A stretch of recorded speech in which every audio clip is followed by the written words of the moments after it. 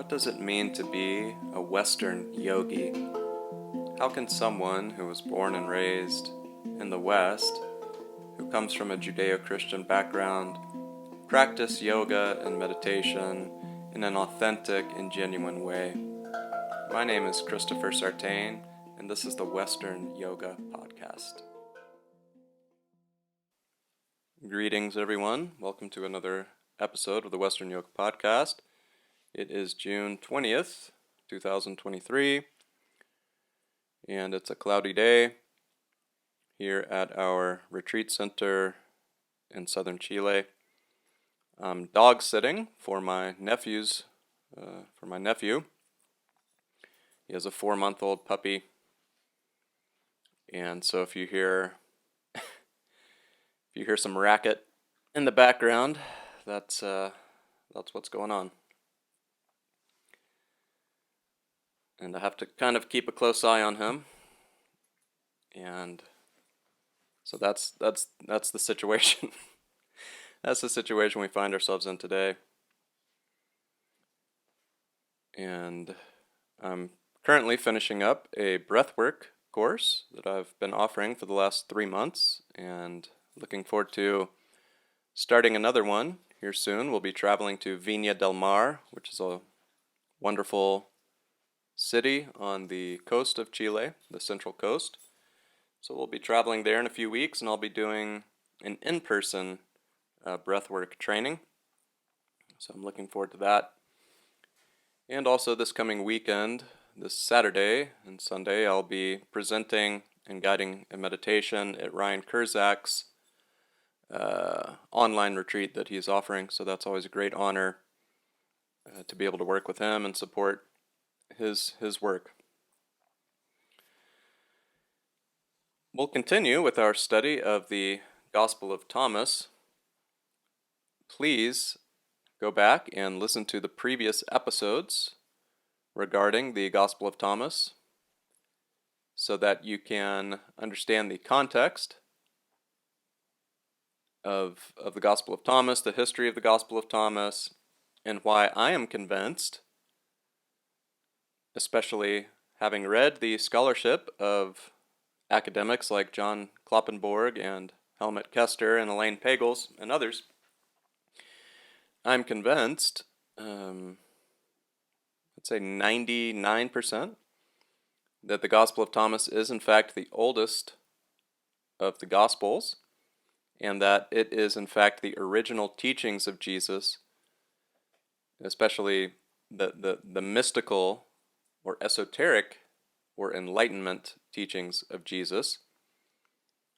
And we find some of these teachings also in the 4 so-called canonical Gospels, but not all of it. And what we find in the Gospels are Jesus's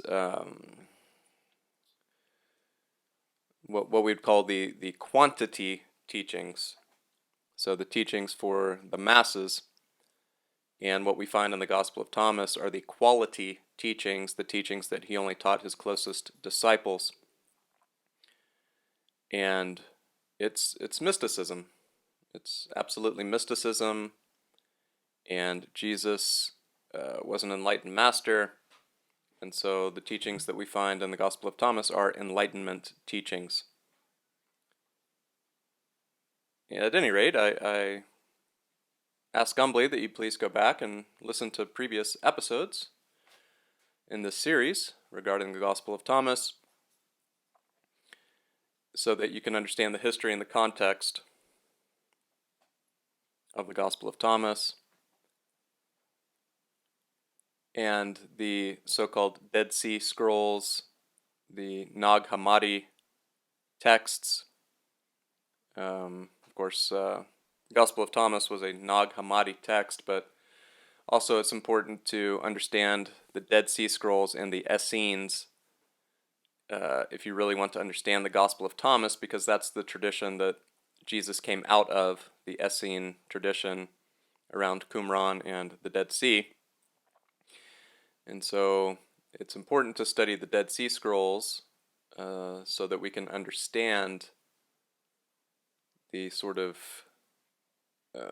philosophical orientation of Jesus and what he taught his closest disciples in the Gospel of Thomas. So let's read verse 56. Jesus said, "Whoever has come to understand the world has found only a corpse, and whoever has found a corpse is superior to the world."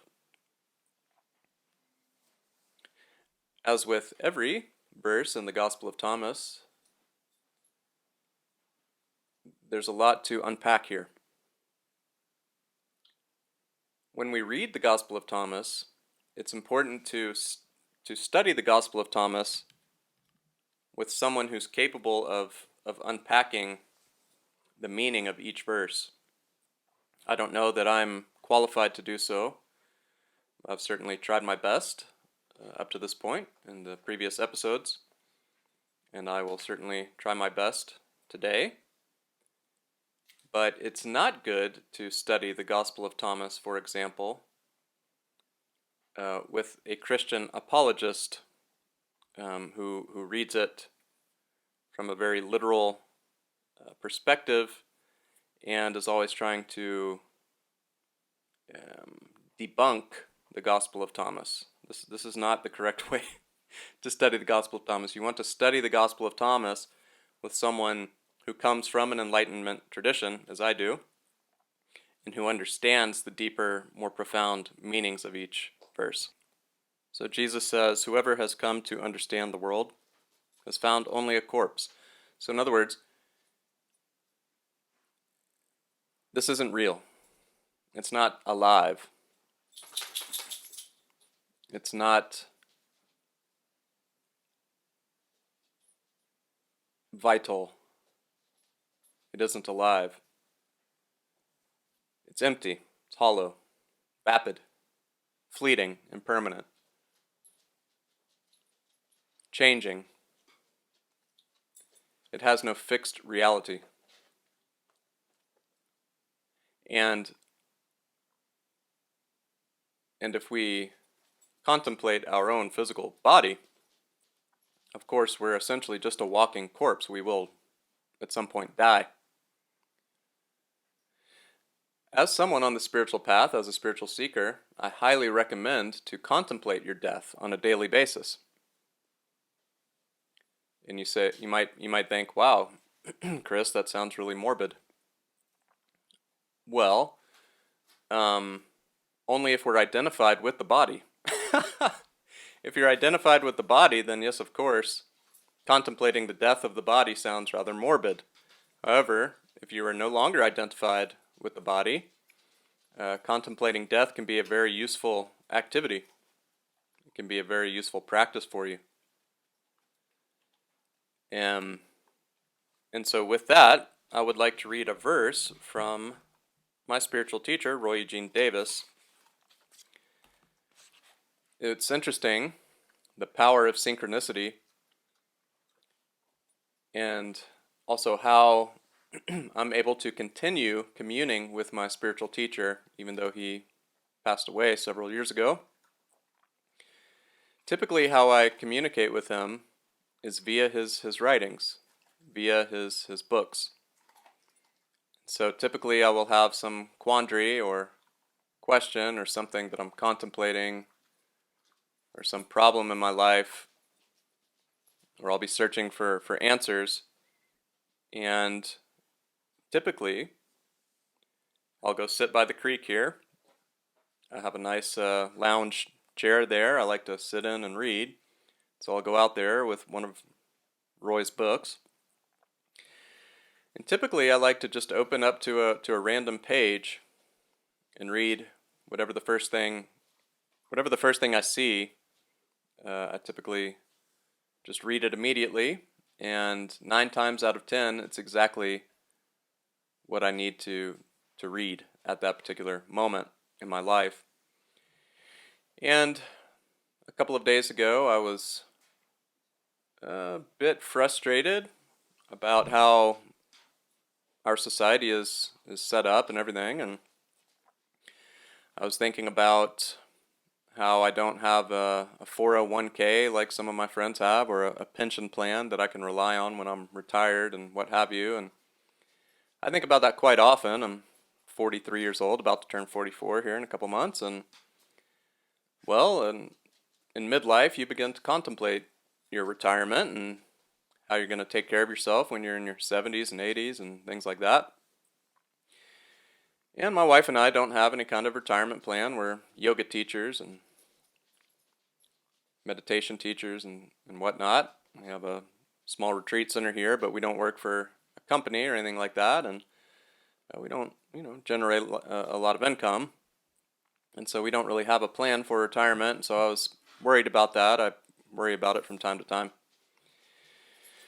And so at any rate, I was thinking about that, and I decided to go outside and read, and lo and behold, this is exactly what I opened to. And this is, by the way, The Book of Life by Roy Eugene Davis. Was originally published in 1993.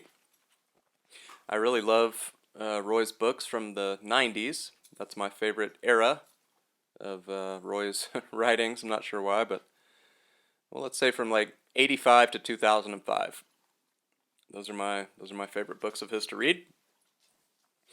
At any rate, so I was thinking about all that, and I opened to this passage. Plan for eternity. Your relatively brief sojourn on Earth is but a parenthetical interlude in a much longer soul journey through space-time. Be realistic about fulfilling your worthy desires and major purposes in this life cycle, while knowing that you are not confined to it.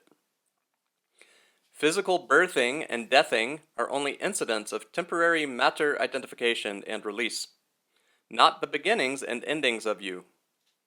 People with little or no awakened spiritual consciousness tend to cope with circumstances and perhaps plan for reasonably secure older age and death, or submerge their awareness in sensory enjoyments, frantically grasping at fleeting promises of superficial, uncertain human happiness. This is not for you if you are intent upon self-discovery leading to completely conscious functional freedom. Oh man, so good. So good. And so I was contemplating older age, retirement, pension, and all this nonsense, and then I opened to this passage. Plan for eternity were the first three words. Were the first three words I read. And so he still talks to me. Now occasionally I do have some dreams with Roy, and they seem like astral experiences to me. I don't talk about it very often. But they're incredibly real and lucid and vivid, and he continues to teach me in the astral realms. But this in particular, this way in particular is how I typically communicate with him to this day. And so I'll have a question, I'll have a quandary, or a problem, and so I'll go sit down. Usually I do a little bit of pranayama to calm my mind first, and my body and my energy. And then I just open to a page and start reading. And like I said, 9 times out of 10, it's exactly what I need to read in that particular moment. It's uncanny. It's just unbelievable. I'm just so blessed. Just can't believe it. That even after, his passing, I'm still able to commune with him on the astral planes and still able to communicate him through his writings that he left us. So how many of us plan for eternity?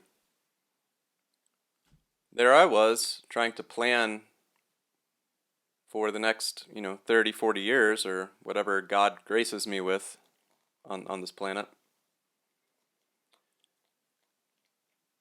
This 30 years is nothing. You're an infinite being. You were never born and you will never die. You will live forever. You're living forever right now. This is one of the mistakes that we make in Western spirituality, Western religions. You don't have to wait until your physical body dies to experience eternal life. You're experiencing eternal life right now. As you listen to me talk, you're experiencing eternal life. That will always be true. So, of course, we don't need to wait for the physical body to die in order to experience eternal life. You're, you're living eternally right now. It's happening. And so, I'm going to live forever. Chris, of course, this actor, will die, and that's fine. But I will live forever. So I need to plan for eternity, not for the next 30 years. 30 years is small potatoes in the spiritual sojourn through space-time. I need to be planning for eternity, for infinity, not just for a few Earth years, and worrying and stressing out about my old age. So many of us do that. I know many people that are so afraid of getting old and dying that their entire life is based around having a job they hate so that they can save money, have a retirement plan, and even I've talked to some people and they don't seem very happy with their children and with their family life and whatnot. Some of them have left their wives and children and live alone and just see their kids, once a week or maybe once a month. And so when I've talked to them and I've asked them, well, why did you have kids in the first place? And they tell me, well, I don't want to die alone. I don't want to die alone. It's a fascinating concept and something that we ought to contemplate. And by the way, if you have kids or you are planning on having kids, that can be a wonderful experience for you. So I'm not trying to dissuade anyone from having children. But I don't think that you should have children just so that you feel a sense of security and safety as you age. So that you have someone that will take care of you when you age. For example, in my family, I have 2 cousins that died in their 30s. Tragically. They're not going to be taking care of their parents. There are no guarantees in life. So please don't have children with that intention. It's a very tamasic, selfish motivation and intention.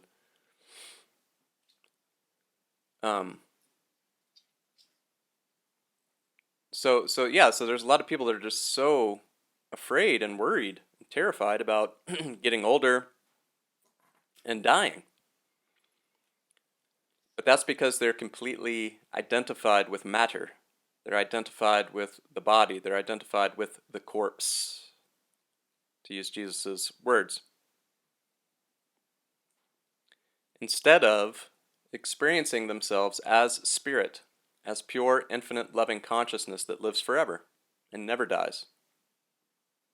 This is the great illusion. This is why we suffer. This is why we live in ignorance, because we are matter identified. We are identified with a corpse, essentially. And we live in an illusion, in the matrix, in Maya. And so Maya is very enticing and alluring. And so it's hard to break our identification with it. It seems quite real. And yet, as Jesus says in this verse, and whoever has found a corpse is superior to the world. In other words, once you realize that you're not this body, you are superior to it. In other words, you can live in the world but not be of it. Yeah, I live in the world, but I am not of the world.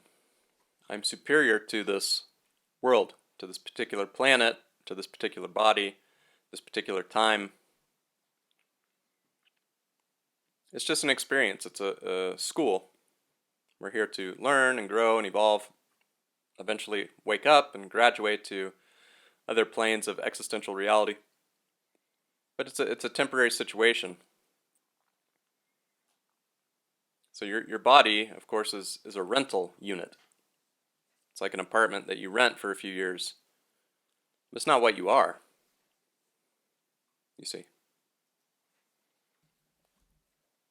Verse 58, Jesus said, "Blessed is the man who has suffered and found life."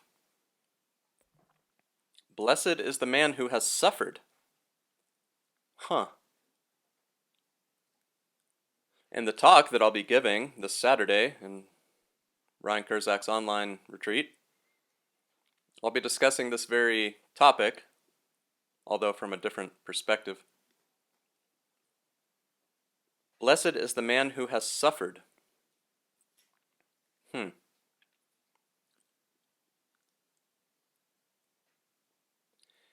In many of the Eastern traditions, especially Buddhism, the teaching is that we come here to escape suffering, and that the goal of life is to experience nirvana, which is a perfect peace, a perfect and lasting peace,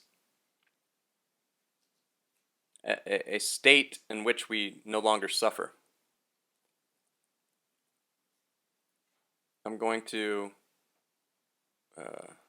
make a bold take here, but I think the Buddha was dead wrong. And I wrote about this in my first book, The Sacred Science of Yoga and the Five Koshas. 12 years ago I wrote that book. So I'm certainly not saying this for the first time, but and I've studied Buddhism in depth, but by the way, I studied it at the university level with some really excellent professors. And I was an Eastern religions major for a few years until I changed my major to something else. But that's neither here nor there.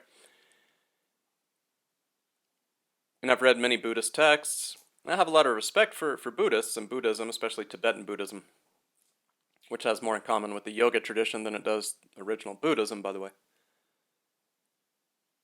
At any rate, I don't think that we came to this particular planet during this particular time to escape suffering.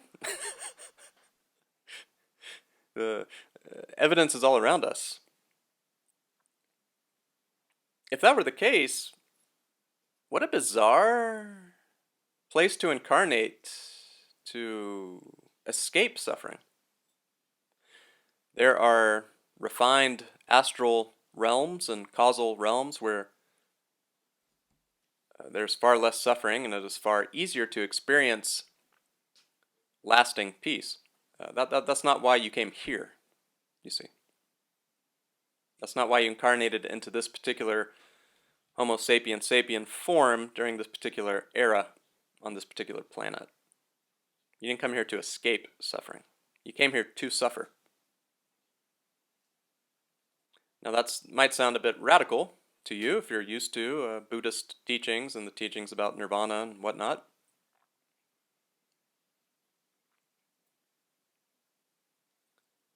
However, just based on the evidence that we have all around us, it's quite clear that we did not come here to experience permanent and lasting peace. We came here to suffer. Suffering isn't a bad thing, you see. Of course, once put through our mental filters, we label it as such, but if we just think about it objectively and neutrally, it's not bad. It's not something negative to be avoided or escaped. Now, I'm not telling you that you should embrace suffering either, or that you should attempt to attract suffering into your life. Of course not. Let's not go overboard here. But suffering is inevitable, especially in this body on this planet, and it's okay. It's okay to suffer. Now, of course, through our spiritual practices, meditation, yoga, pranayama, all these things, we can lessen our suffering, and we can experience periods of periods where we suffer far less. And that's good. That's a good thing. However, if you are incarnated on this planet during this particular era, you will suffer. Now, some people suffer more than others. Some people are born into really terrible circumstances and impoverished countries and things like that. Some people are born into wealthy families where they don't suffer as much. Of course, they suffer in other ways. But you understand what I'm saying. But actually, we come here to suffer. That's how you learn. That's how you grow. That's how you evolve. Without suffering, there is no change. There is no growth. There is no evolution. Suffering is a prerequisite for evolution and change. There must be obstacles for evolution to occur. There must be challenges for evolution and growth to occur. There are certain species on this planet that have not changed for millions of years because their environment hasn't changed. They have not evolved at all.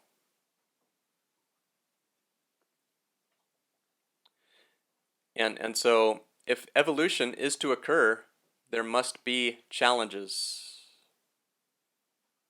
There must be a bit of suffering, obstacles to move around. Otherwise, there's no change, there's no evolution, there's no growth. And so every time we suffer, it's simply a lesson. It's a class.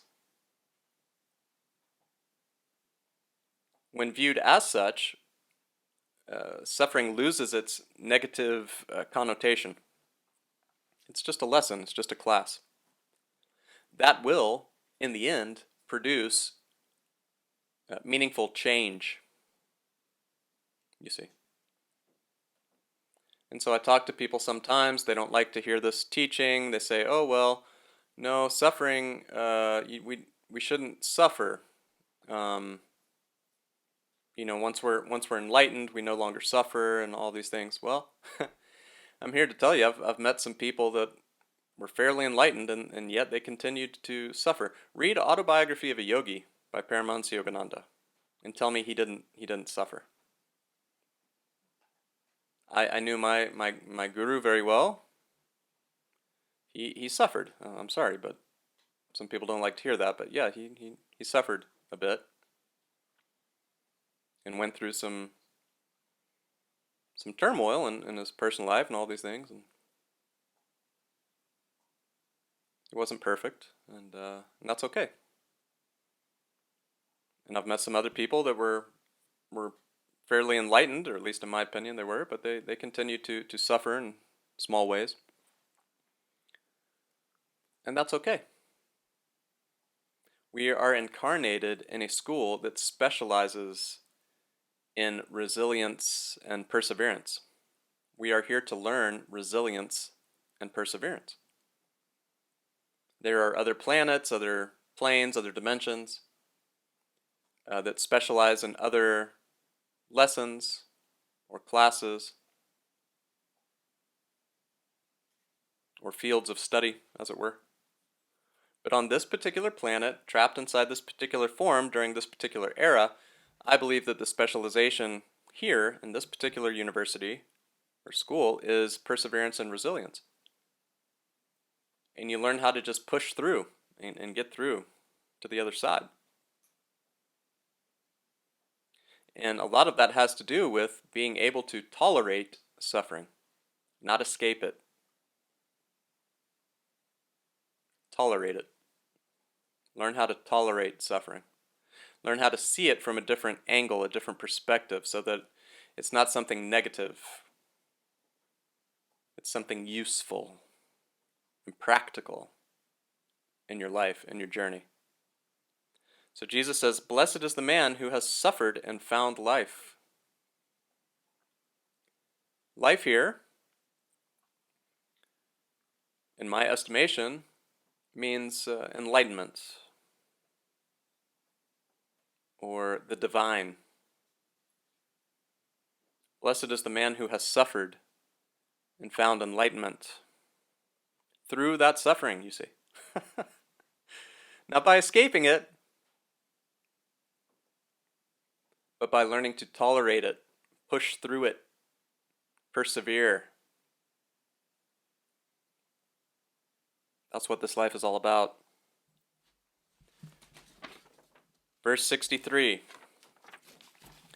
Jesus said, "There was a rich man who had much money. He said, 'I shall put my money to use so that I may sow, reap, plant, and fill my storehouse with produce, with the result that I shall lack nothing.'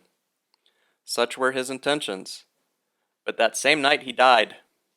Let him who has ears hear."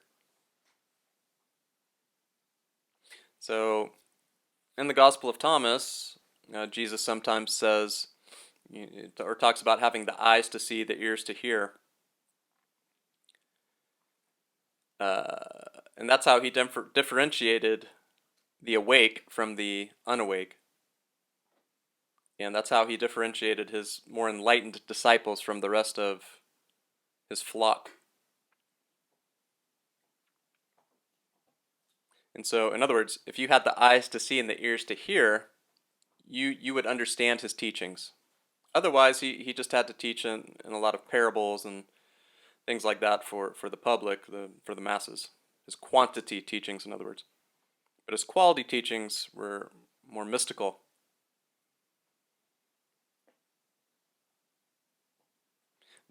Although this is a bit of a parable teaching, isn't it? And this goes right back to this passage that I just read from Roy Eugene Davis's book, The Book of Life, where he says, "Plan for eternity." And he says, "People with little or no awakened spiritual consciousness tend to cope with circumstances and perhaps plan for reasonably secure older age and death, or submerge their awareness in sensory enjoyments, frantically grasping at fleeting promises of superficial, uncertain human happiness." Plan for eternity. Don't worry too much about the next 5 years of your life, 10 years of your life, 30, 40, 50 years of your life. You could die tomorrow. Jesus said, such were his intentions, but that same night he died. Don't worry too much about your mundane, worldly life plans. Plans change, y'all. You think I planned on being a meditation teacher living in Patagonia, Chile? When I was younger? Certainly wasn't part of the plan, I'll tell you that. I wanted to be a rock star, a musician.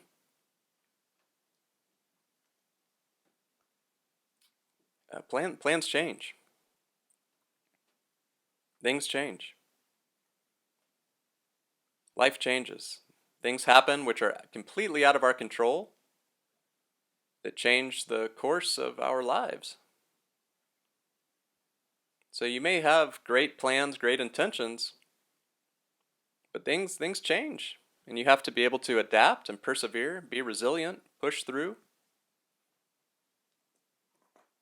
No matter what. And so, plan for eternity. Plan for eternity.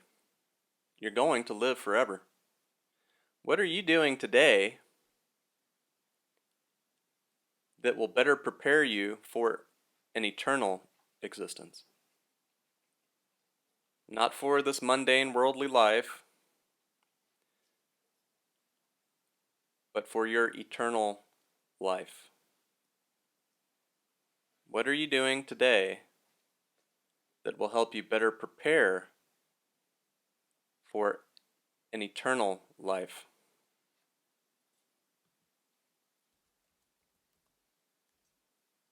I hope you enjoyed this episode. Please share it with like-minded souls. Lots of love. Namaste.